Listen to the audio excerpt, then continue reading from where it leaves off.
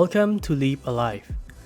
So when Samsung announced the Z Fold 3, they also did launch its little brother, the Samsung Galaxy Z Flip 3. And it turns out, the Z Flip 3 is just a regular smartphone that happens to fold.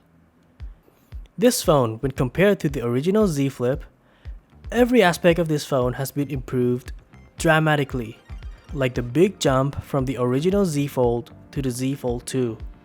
It's day and night. Let's start off with the build quality. The Z Flip 3 is built as great as the Z Fold 3, aka like a tank. It has Gorilla Glass Victus, glass sandwich design along with the aluminum frame, which is similar to the original Z Flip. But this time, Samsung nailed it with the finishes and the two-tone design. It's really nice. It's a massive improvement from the glossy, shiny, fingerprinty finish on the last generation. It felt nice and super premium in hands, but it's a bit slippery, mainly because of the aluminum frame. I would recommend putting on a case for a better grip. The Gorilla Glass Victus has a gloss finish on it, but it did a very impressive job at minimizing the fingerprints.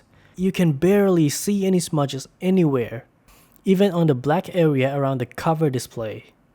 Good job, Samsung! On the side, there's the fingerprint sensor and a volume rocker next to it. On the bottom, there's a charging port, speakers, it's stereo by the way, and multiple microphones. On the cover, there's a 1.9-inch cover display on the outside, which is a lot bigger than the original Flip, and it's a lot more usable this time. And if you turn on the always on display, it will show time, date, and battery status. And if there's something going on, there will be an indicator shown here. Like if there's a notification, there's an orange dot here. But if you want to interact with it, you will have to double tap on the display first, and there will be about 1 second of animation delay. Then there will be 7 menus for you to choose from. A notification, date and time, music, weather, schedule, alarm, and timer. This display also works as a viewfinder for taking a quick selfie or video, but any videos or photos taken here will be squared. And unlike the Z Fold, you can't use this cover display like you would on a normal phone. And even though it's a lot larger now, it's nowhere close to the usability of the Moto Razr. The display there is larger, it's a lot more responsive, and you can even type on it. So when you want to do any actual task, you will need to do it on the main display. And for me, I felt like doing anything on this phone will require more intention because the phone requires you to open the cover. And that's one step more than using a normal phone. Because not only you have to unfold it, but after flipping up the cover, you will have to unlock it. And the fingerprint sensor / the lock button now sits a little higher than where my hands naturally rest. For me at least. And I will need to move my finger to the sensor, and if I want to reach for the volume rocker, it's even further. And that takes a couple days to get used to. But the display is great. It's a 6.7-inch 120Hz dynamic AMOLED 2X display. It is as good as the Z Fold 3. It's basically a normal phone display, but just a little bit narrower and taller. You can use it just like you normally use any other smartphone. Every app works fine. It's really just a normal phone that flips. So when the phone flips or fold, there's a crease. And just like on the Z Fold 3, the crease is still visible and hasn't been improved from the last Z Flip. The crease on the Z Flip here is a tad bit more visible than the Z Fold 3. It does fade away when you're looking on something, but less than it does on the Z Fold. But one thing that even after a week of use I'm still not used to, and that's the hard plastic piece here on the hinge. It gets in the way of my thumb when I make a back gesture almost every time. It's a bit distracting. And due to the 22:9 narrow display, media consumption on the Z Fold 3 is not as good as normal phones. Most of the videos on YouTube will have these massive blank spaces on left and right. Even watching movies with 21:9 aspect ratio will leave some unused space. You can always zoom in to fill the blank space, but that will cut a chunk from the top and the bottom of the video. And for 16:9 videos, that's a big chunk you'll be missing out. But overall media consumption experience has been compensated by the stereo speakers. They are loud, like really loud. It's pretty decent pair of speakers, and it's really well balanced between the main and the earpiece speakers.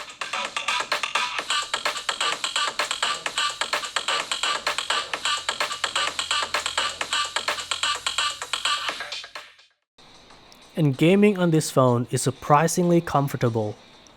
The phone is so tall that when used in landscape, there's a lot of space between your hands, making you see the content in the middle of the screen clearly. It gets hot pretty quick, but the performance doesn't drop. I suggest putting on a case will help reduce the heat passing to your hands.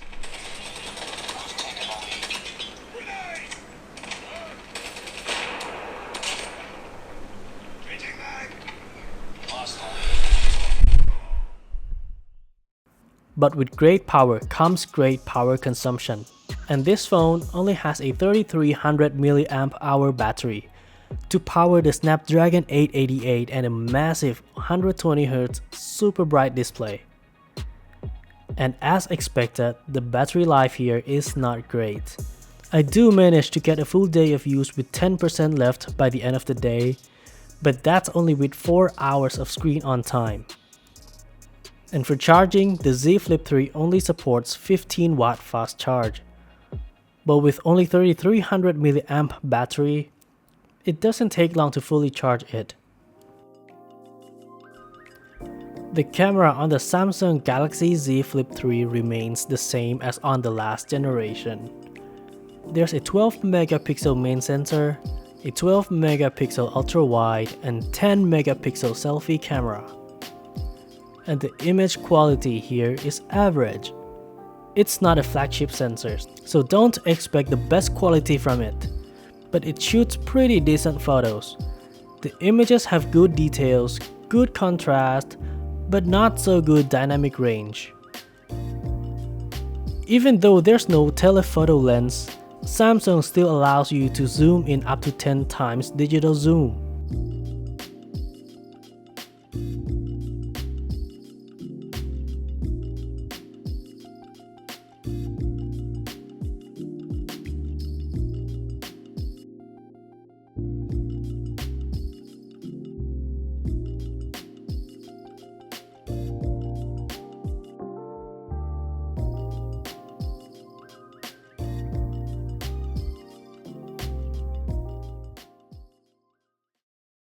Camera setup on the Z Flip here is nothing special, but the flip form factor opens up a lot more way of taking photos and using this phone in general. Samsung called it the flex mode. You can open it halfway, place it on the surface, and take long exposure photos. And this works on either landscape or portrait orientation. It's essentially a phone with a built-in tripod.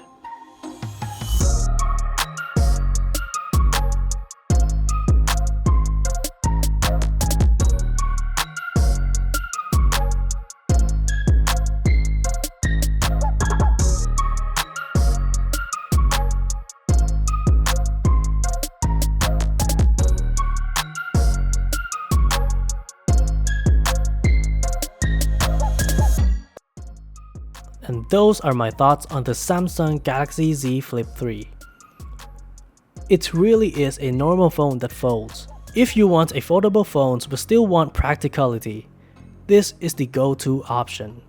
And with the launch price of under $1,000, the Z Flip 3 is the cheapest, best valued foldable smartphone in the market right now. What do you think of the Z Flip 3? Do you think it's a great phone? Comments down below, and like if you like the video, sub if you want to see more of these contents in the future. See you guys next time, stay safe.